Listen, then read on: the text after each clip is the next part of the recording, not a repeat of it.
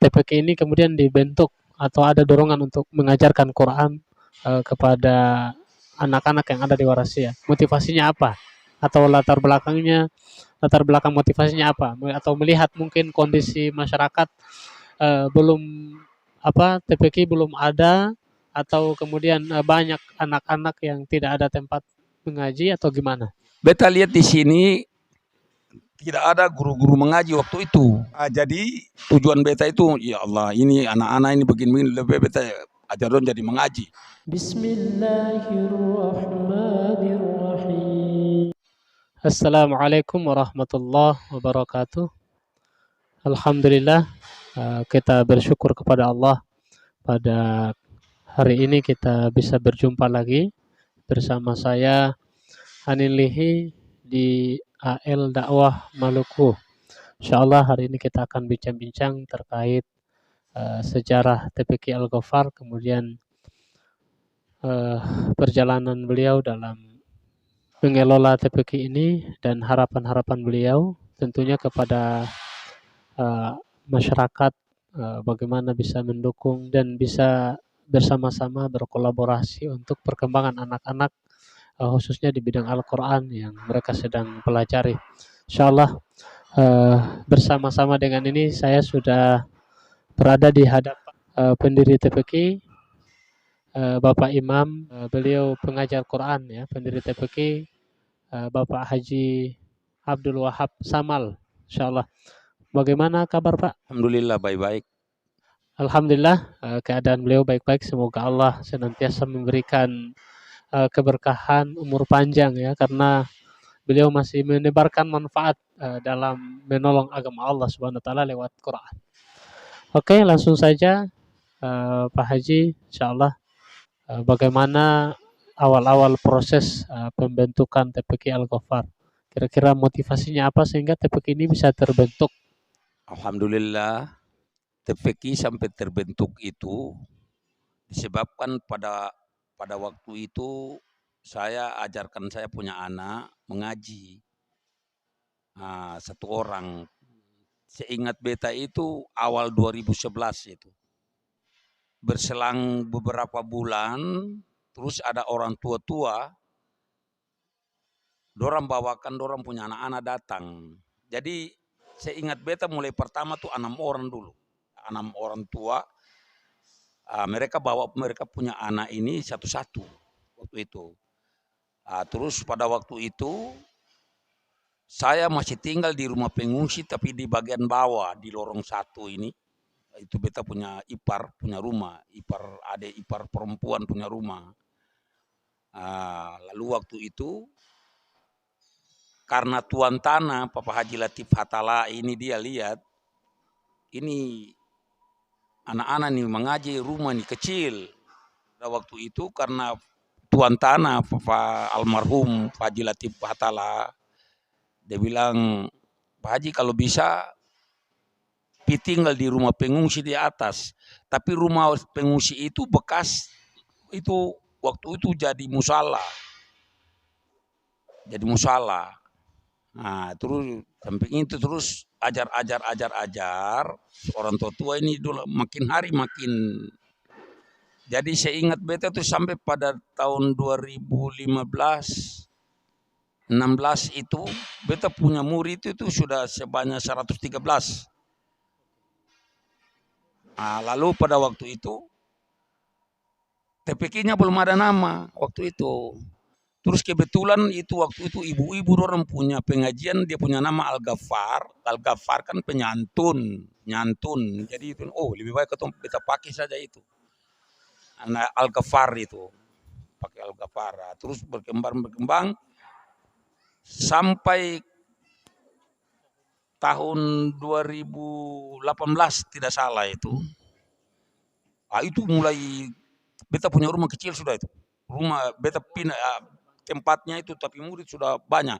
Akhirnya orang banyak datang bawa anak-anak tapi beta tolak. Karena beta punya rumah ini sesuai barang masih rumah pengungsi. Bukan di sini daerah di sini saja. Sampai di Batu Merah di sana di desa Batu Merah pun yang dorang sudah pernah mengaji hatam dari guru-guru lain. Dia bilang, anak-anak nih coba teh haji, Papa Haji perbaiki dorong punya bacaan dulu. Beta bilang beta ini punya ajaran Baghdadi. Hejaiyah, jadi ajaran orang tua-tua dulu. Jadi oh sudah lebih bagus lah begitu. Lalu ajar kantor mereka ini kan bekas mengaji, jadi ajar tuh paling tinggi itu 1 bulan itu. Ya sudah hatam sudah itu hatam sudah ini. Nah, tapi beta punya murid yang paling banyak itu TK dan SD kelas 1. Nah, terus jalan-jalan kira-kira tahun 2000 berapa ya? Kira-kira tuh 2019 tidak salah itu. 2019 itu ada dari TNI datang, ini ada kepolisian juga datang bilang tolong. Tapi beta tolak karena beta punya ruangan ini terlalu kecil, baru beta murid ini banyak. Nah, jadi maksud beta kalau bisa ada yang bisa punya hati ini tolong bantu tuh beta perbaiki. Karena beta ini punya ajaran bisa hafalan Quran juga. Bisa hafalan, bisa baca dengan bacaan-bacaannya, bisa tilawat, tertil, beta bisa. Insya Allah kalau misalnya itu sudah diperluaskan, beta bagi tingkat anak-anak, tingkat remaja, dewasa, terus tingkat yang Quran juz amma sendiri, terus yang Quran besar sendiri. Insya Allah kalau ada yang bantu untuk beta perluaskan ini. Dan bukan hanya itu saja, tapi bisa untuk sampai ajar tentang rukun Islam 5 perkara itu. Nah, dan beta sanggup bisa tentang hafalan Al-Quran sampai bisa hafalan, karena penting Al-Quran ini penting sekali, dan itu Rasulullah janji itu khairukum man ta'allama Al-Qur'ana wa 'allama. Sangatlah beruntung orang-orang yang mempelajari Al-Quran dan mengajarkan kepada orang lain. Dan insya Allah mudah-mudahan itu beta punya murid itu yang bisa orang lupa Al-Quran. Karena orang itu beta ajarkan mulai dari alif sampai ya saja. Nah, baru seterusnya. Lalu harapan atau motivasi Bapak Haji tadi apa kira-kira sampai TPK ini kemudian dibentuk atau ada dorongan untuk mengajarkan Quran kepada anak-anak yang ada di Warasia? Motivasinya apa? Atau latar belakang motivasinya apa? Atau melihat mungkin kondisi masyarakat belum TPK belum ada, atau kemudian banyak anak-anak yang tidak ada tempat mengaji, atau gimana? Beta lihat di sini tidak ada guru-guru mengaji waktu itu, belum ada. Ya mulai dari situ. Jadi beta dan tujuan beta itu, ya Allah ini anak-anak ini begini lebih beta ajar dorang jadi mengaji. Ajar dorang untuk mengaji juga biar ini. Lalu anak-anak ini namanya anak-anak ya, dorang lihat begini.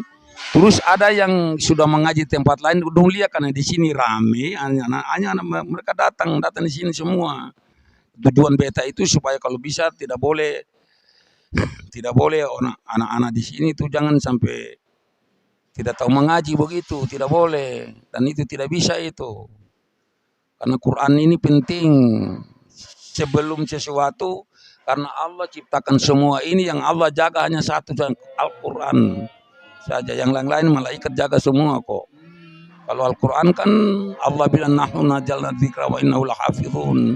Kan belum begitu. Jadi penting kalau bisa tolong toh, harus mendorong anak-anak. Kalau bisa datang di sini kita terima itu misalnya kalau saya punya tempat yang sudah luas. Alhamdulillah. Oke, lalu harapan Bapak Haji terhadap murid-murid Bapak Haji, karena yang kita ketahui banyak tempat itu anak-anak setelah mereka belajar Quran, misalnya sudah masuk SMP, kadang banyak yang tinggalkan Al-Quran. Begitu. Itu apa harapan Bapak Haji kepada mereka?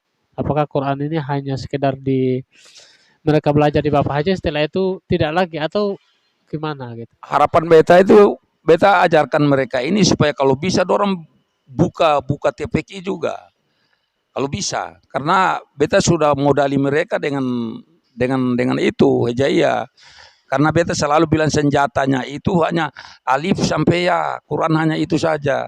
Yang penting tahu ini sabdunya, tujuan sabdu itu apa. Terusin ada izharnya, ada idgamnya, ada ikhfanya, ada iglabnya. Karena mereka itu habis Quran dari masih kecil. TK pun mereka sudah bisa hatam Al-Quran.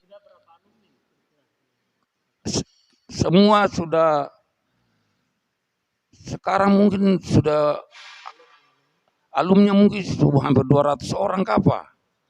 Kira-kira itu. Barang cetak barang itu kebanyakan pegawai punya anak, TNI punya anak, polisi punya anak, dong pindah tugas-tugas itulah sudah. Begitu saja. Tapi alhamdulillah mereka sudah khatam Al-Quran.